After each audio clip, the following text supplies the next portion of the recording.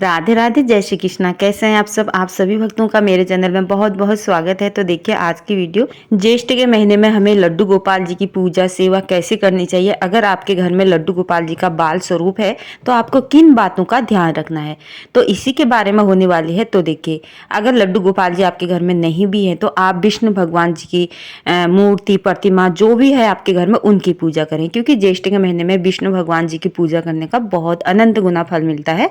तो देखिए, ज्येष्ठ के महीने में हमें क्या करना चाहिए और क्या नहीं करना चाहिए लड्डू गोपाल जी की सेवा पूजा में। तो देखिए, हमारे लड्डू गोपाल जी जाग गए हैं और मैं इन्हें स्नान कराऊंगी। आप यहाँ पे चंदन पाउडर से स्नान जरूर से कराया करें। पहले तो आप रोज करा सकते हैं, नहीं तो आप हफ्ते में 2-3 दिन तो जरूर से कराएं, क्योंकि चंदन पाउडर की जो तासीर होती है ना, वो ठंडी होती है। आपको लड्डू गोपाल जी की सेवा पूजा में ये ध्यान रखना है, जो भी ठंडी चीज होती है, जैसे उनकी तासीर ठंडी होती है, उन्हीं का आपको ज्यादा से ज्यादा यूज करना है लड्डू गोपाल जी की सेवा में। और जिनकी तासीर गर्म होती है उनको आप ना भोग लगाएं, ना उनकी सेवा में लड्डू गोपाल जी की सेवा में यूज करें।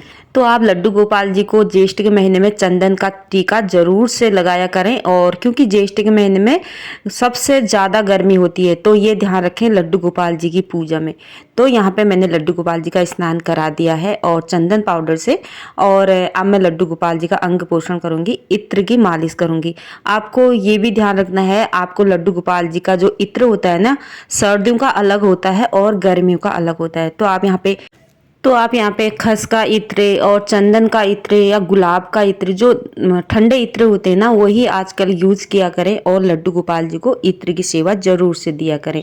तो लड्डू गोपाल जी को इत्र लगाने के बाद आप अपने हाथों में भी वो इत्र मल सकते हैं। ऐसा करने से हाथों की दुर्गति दूर होती है और लक्ष्मी का आगमन होता है।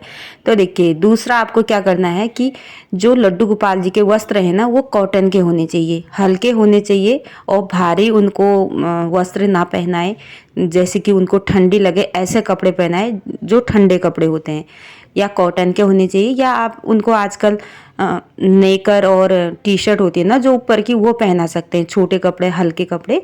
तो देखिए, यहाँ पे मैं कॉटन की फ्रॉक पहना दूंगी। और पूरे बाजू वाले जो फ्रॉक होते हैं उनको ना पहनाएं, हाफ स्लीव वाले कपड़े उनके लिए बना सकते हैं आप और उनको पहना सकते हैं। और लड्डू गोपाल जी को भोग भी आपको ठंडे फलों का लगाना है, जैसे कि खरबूजा, तरबूजा, आम, जो भी मौसमी फल होते हैं।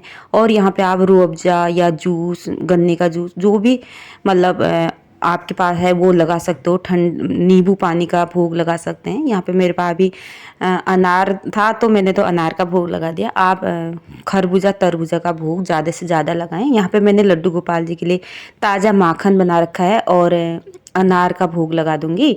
और उनके पास में एक मटका जल, लोटा, मतलब जो मिट्टी का होता है ना, वो जल हमेशा रहना चाहिए। आजकल आप जो छोटे मटके होते हैं, लोटे, उसमें जल रखें, क्योंकि उसमें जल ठंडा रहता है।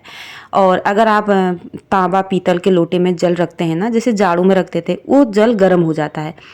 तो ये ध्यान रखना है, आप छोटी छोटी बातों का ध्यान रखना है। और उनके सामने यहाँ पे देखिए, एक बाउल लिया है मैंने, तो ये प्लास्टिक का है, आप कांच का भी ले सकते हैं, कोई 100 पीस भी ले सकते हैं। तो मेरे पास यही था अभी।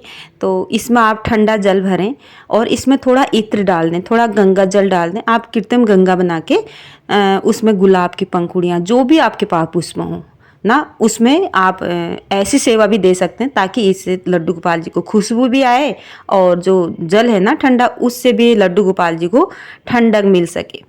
और इसके बाद हम यहाँ पे करेंगे लड्डू गोपाल जी की आरती। और दीप धूप दिखा दें, आप चाहो तो वही दीपक से आरती कर सकते हैं, नहीं तो लौंग कपूर से आप यहाँ पे आरती कर सकते हैं। और ये ध्यान रखें, आप अपने छतों में जो मिट्टी का पात्र होता है उसमें जल भर के जरूर से रखें, कोई भी चिड़िया, पंछी के लिए। और वहाँ पे आप थोड़े दाना भी डाल सकते हैं। और ज्येष्ठ के महीने में आप घड़े में जल भर के मंदिर में दान जरूर से दिया करें। एक दिन तब भी कर दें, जैसे कि एकादशी आएगी ना, निर्जला एकादशी, तो बहुत बड़ा पुण्य होता है जल दान का, वो भी मटके में। तो राधे राधे दोस्तों, यही थी छोटी सी वीडियो पसंद आती है तो लाइक करना, शेयर करना, कमेंट करना, मेरे चैनल को सब्सक्राइब करना। Thank you.